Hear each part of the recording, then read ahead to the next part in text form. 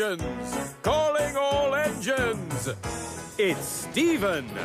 Stephen was one of the earliest steam engines ever designed. In his day, he was one of the fastest engines and won races, which is why he is called the Rocket.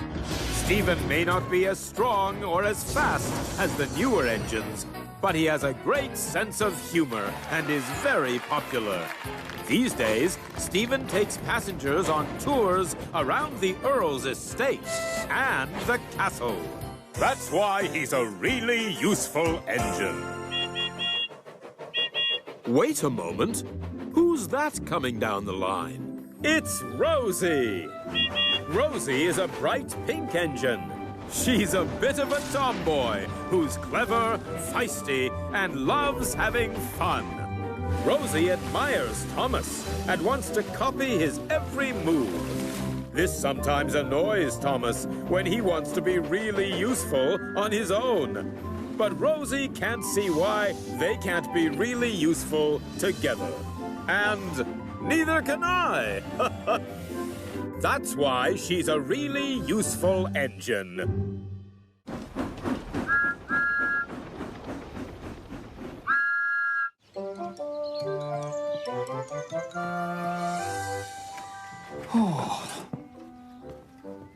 What a busy morning that was. But now it's time for lunch. Oh, hello there. I'm Mr. Perkins. I'm one of the engine drivers on the island of Sodor. And I'm on my lunch break now. I've left Thomas waiting on a siding. I like coming to Mr. Edward's signal box to have my lunch. But before I do, I'd like to reply to a letter I've had from a girl called Sally. We get a lot of letters here at the railway. Look at this postcard of the Blue Mountain Quarry. It's a great picture, isn't it? Dear Sally, thank you for your letter. I thought you might enjoy this postcard of the Blue Mountain Quarry, one of the most exciting places on the island of Sodor. Things can get pretty noisy up here, but if you work in a place like this, you have to get used to a little noise. The engines who work here are narrow gauge engines like Luke, Peter Sam and Sir Handel. The narrow tracks they run on make it much easier to manage the tight turns and thin ledges as they bring stones down from the upper levels. There's a steep incline for raising empty cars up to the top and lowering full ones down to the bottom. Here, the stone can be transferred to standard gauge cars to be taken away and delivered to anywhere on the island or shipped off to the mainland and beyond. Not so long ago, there was a big accident at the quarry when Blondin Bridge collapsed. Luckily, nobody was hurt. But poor Aeneas nearly came off the rails. Thankfully, the bridge has been repaired now, and all the narrow gauge engines continue to do the really useful job of providing stone for buildings and bridges and walls. Yours sincerely, Mr. Perkins. Right, I'll post that later. Now, I think it's time for my sandwiches.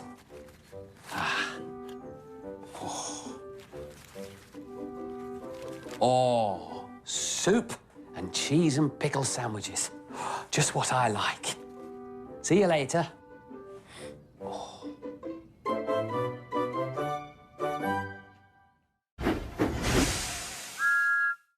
Well, hello. The Earl of Sodor here.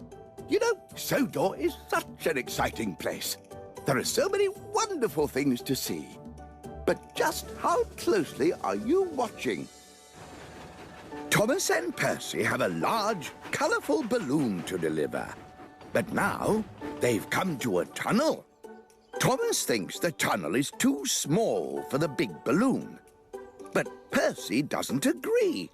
He's sure they can pull the balloon through. Now, are you ready for the first question? Can you remember the colour of Thomas and Percy's balloon? Was it blue? Was it yellow? Or was it green? That's right. The balloon was green, and I don't think it's going to fit through that tunnel either. Did you get it right? Oh, very well done. let's play again. I love surprises, and Charlie is about to get a very big surprise. There's a large and very unusual animal on the tracks. Goodness me. Here comes the next question. What kind of animal did Charlie see out on the tracks?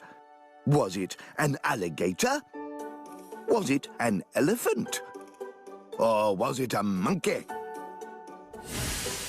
That's right. Charlie saw an elephant on the tracks. This elephant shouldn't be here. It belongs in the Sodor Animal Park. I think Charlie will need to go and get some help.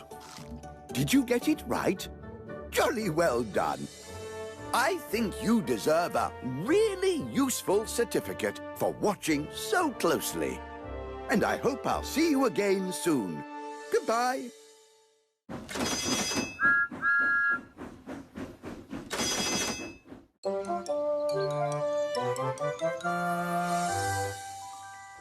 Oh, hello again.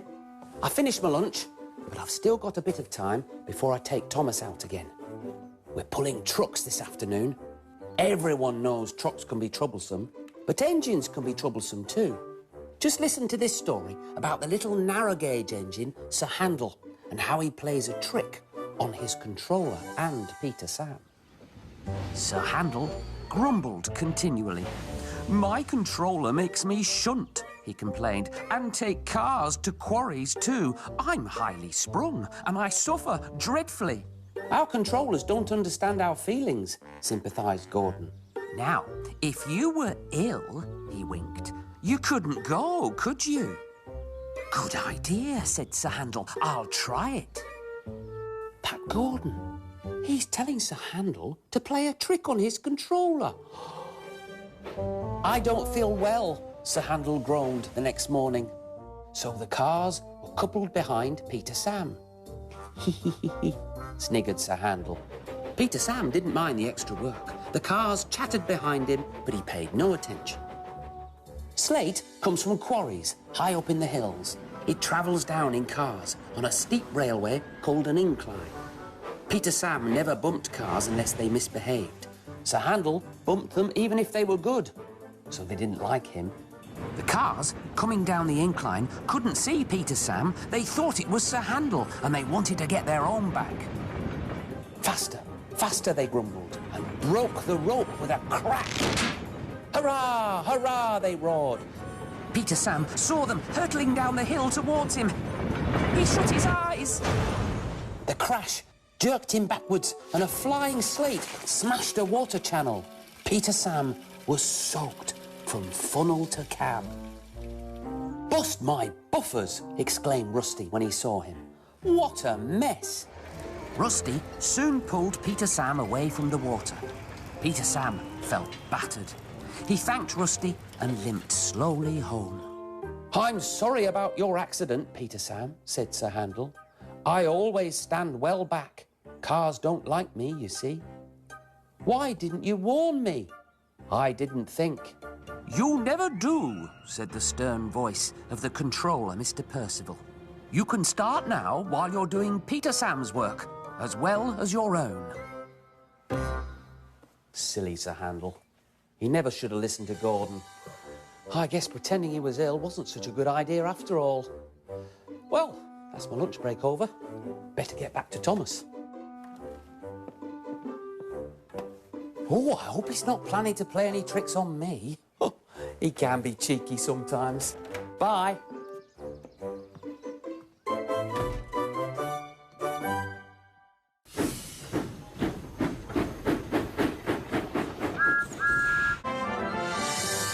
Oh, hello there.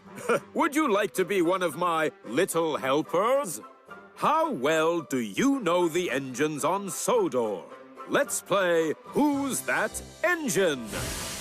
If I give you some clues, can you tell me who this is? This engine is very strong. It has 8 red driving wheels. This large tender engine is painted black and has bright gold bands around its boiler. It has a big gold lamp, so it can see in the dark. and has a deep whistle which sounds like this. This engine wears the number 51 on its tender and is also known as Master of the Railway. So, who's that engine? That's right, it's Hiro. Well done. I think you deserve my Little Helper's certificate. I remember when Hiro helped Henry learn a very important lesson. Hiro and Henry were delivering a heavy load to the docks when they noticed that their smoke was very black. Henry was worried. He didn't want to run on bad coal, so he went back to the sheds. Strong Hiro puffed on alone and managed to deliver the cargo all by himself. Then I gave Hiro another urgent job, but he needed to ask Henry to help. The two engines set off, still puffing black smoke. But on the way, Hiro broke down. Henry realized that, like Hiro, he too could keep on puffing. So, Henry pushed Hiro and the heavy flatbeds to the docks, all by himself. And that's why Hiro is a really useful engine, and you are a really useful little helper.